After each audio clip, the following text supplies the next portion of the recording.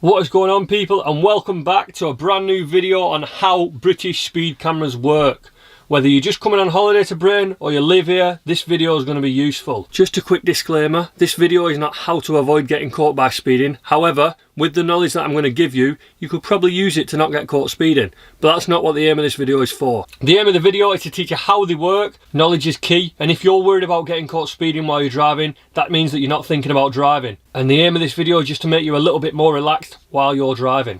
So the format of the video is we're going to go through the different types of cameras, how they work, how you'll get caught speeding through these types of cameras, and then we're going to cover some myths. Before we get started, if you are new around here, please do drop a subscribe. I've not been running this channel very long and I'm already up to 2,000 subscribers. It's great to see the growth what I've got, and I appreciate every like, comment, subscribe. So if you want to help me out for making this content for you, then that's the way to do it. So let us get straight into it.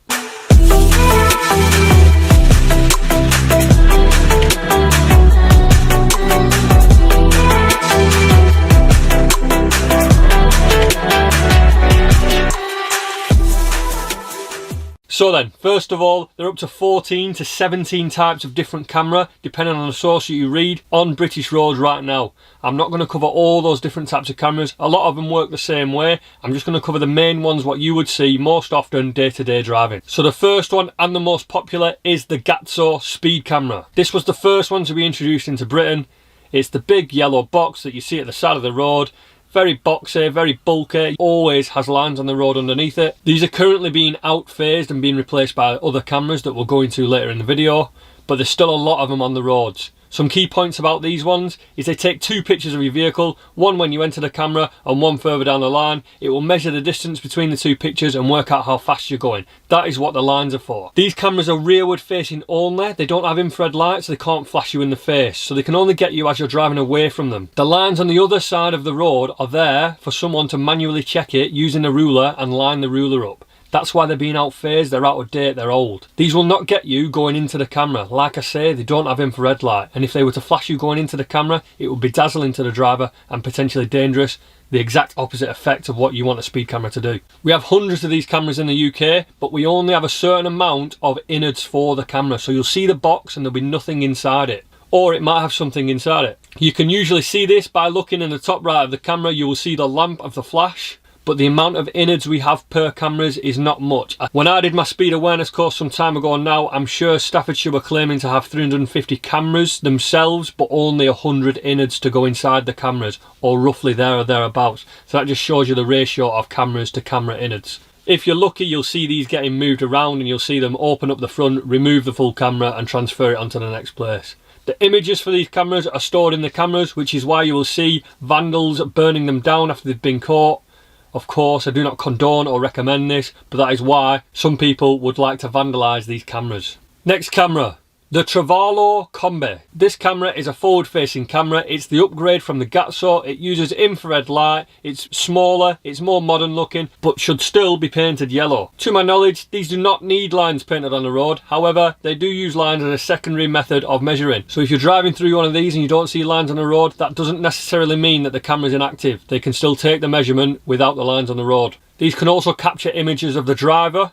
However, if you're a motorcycle rider, obviously you don't have a plate on the front, so that could be a benefit to you if you were to accidentally slip up and speed through one of these cameras. Moving on to another one by Limassol is the D-Cam. This one is a forward-facing and rearward-facing camera. Although they both don't do it at the same time, they can be pointed in either direction. Again, they don't require markings, and these are the only cameras, to my knowledge, that are speed and traffic cameras. So these will often be put at traffic lights to see you passing that red line or breaking that traffic law, as well as seeing you speed through the camera. The next type of camera is the HADEX. What this stands for is Highway Agency Digital Enforcement Camera System. These ones are the new ones that you will have seen on the motorways. They sit at the side of the gantries. They are put there for ease of maintenance. However, they can cover up to 5 lanes with one camera.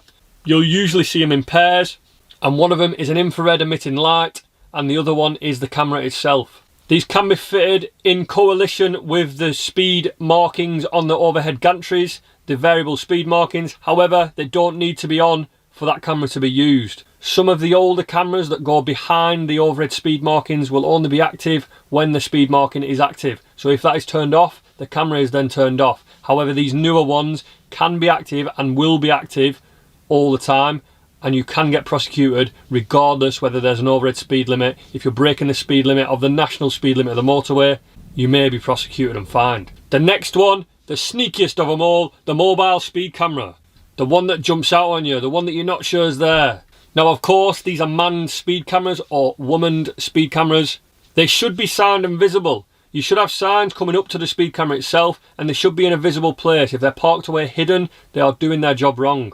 These cameras have a range of 1 mile, which is why you'll often see them set up at the top of a hill with nice long clearance so they can shoot the camera down the hill. However, these cameras are of course forward facing, so if you were a motorcyclist and you did get caught at the beginning of this 1 mile and your destination was on the next turning, I would recommend going to your destination, because once you pass that camera, he can then turn around and see your registration plate. The next camera is probably my favourite camera of all, and I say this because I feel it's the only camera that's really efficient at restricting speed for the purpose of safety and not generating money. The stats indicate that the specs camera, which is the average speed camera as you know it, the ones that are put on motorways when we're getting roadworks, are the most efficient at slowing you down. Generally, these cameras are forward facing and they're set out along the motorway at certain intervals, and they will measure your speed between those intervals. You have to go the legal speed limit going through these cameras. You can't just slow down for the cameras themselves. That's not how they work. For the full duration of those speed limit signs, you have to stick to that speed limit. That is why these are the most efficient cameras. They actually slow people down. That is why they put them in roadworks, because the interest is to keep the workers safe, which makes perfect sense. And with the studies that show how effective these cameras are, that kind of amplifies the fact that the other cameras aren't really that effective at saving lives and slowing people down.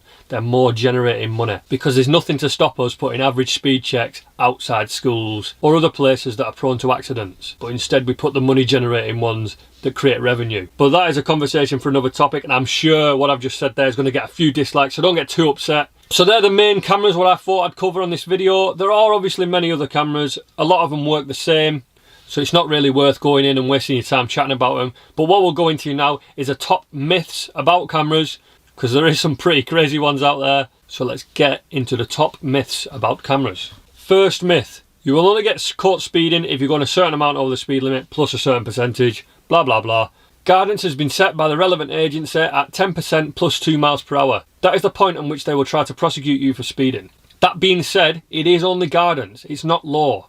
By the law, you can get caught for speeding 1 mile per hour above the speed limit. So to those people that just bolt through cameras at 10% plus the 2 all the time, you're dicing with death a little bit there. If that camera is calibrated slightly differently, that is why they account for that 10% just in case. Now a couple about the average speed cameras. Changing lanes confuses the cameras. I mean, maybe when these cameras first came out, that might have worked, but let's be real. We've got technology that can track lane changes now. If you think that you can change lanes and avoid the speed cameras, then good for you. Let me know how you get on with that. However, tucking in behind cars or tucking in behind trucks to avoid getting detected by that camera would work, because the camera is working on average speed checks. So if you don't get caught by that camera or get picked up in that camera's frame, then that is how some people might get away with speeding through these types of speed cameras, which is wrong. Slowing down and speeding up for these cameras, I know we just touched on it, but let's just reiterate this. The average speed camera works out your average speed over a certain distance. The camera itself is not the bit what catches you. That's just catching your registration plate. So slowing down for it and speeding up, it's just not how they work. You need to be going at constant speed throughout the full speed check. This final one is something I learned doing the video as well. Cameras must be painted yellow and must be easily identified. I thought this was a law, and I'm sure it was once upon a time a law, but now it is not a law that cameras must be painted yellow, which is why you will see some of the overhead gantry cameras painted just grey, or just not painted at all. I'm pretty sure there is some grey area in whether they should be painted or whether they shouldn't, because I don't know why they would paint some and not the others. However, right now it looks like they do not have to be painted yellow, and you will not have a case if you decide to take it to court and say, well, it wasn't painted. The thing you've got to remember about these speed cameras, in the eyes of the law, they are there to save lives and prevent accidents. They're not there to be dodged and avoided. So if your argument is that you didn't have chance to dodge it, that's not a valid argument. I hope this video has been helpful for you. I know for sure I enjoyed making it and researching the different types of cameras and how they work. Most importantly, drive and ride safely. And if you did like this video, let me know what you liked about it. And if you have anything to add, then please drop it in the comments below, and I'll be sure to pin it in my next video.